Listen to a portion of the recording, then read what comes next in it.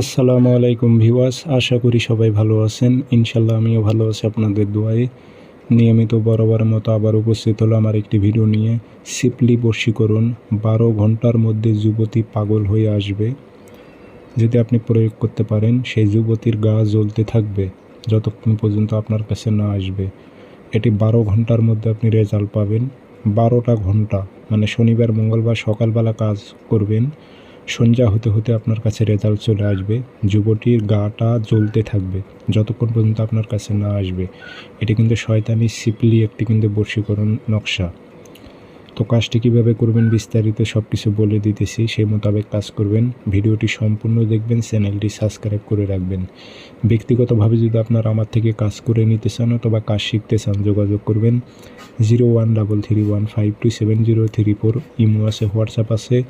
যারা কাজ শিখবেন অথবা কাজ করে নেবেন যোগাযোগ করবেন। এই তাবিজের 4 নিয়মে কাজ করতে পারবেন।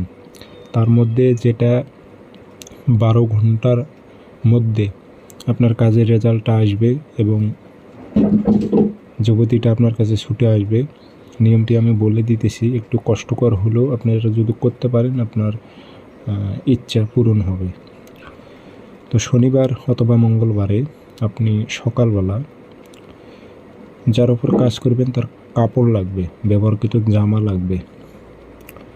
এখন কাপড়টি আপনি যে কোনো দিন সংগ্রহ করে রাখতে পারেন। শনিবার মঙ্গলবার সকালবেলা সূর্য ওঠার 5 থেকে 10 মিনিটের মধ্যে আপনার কাপড়ের উপর কালো কালি দিয়ে এই নকশাটি লিখতে হবে, আর্ট করতে হবে।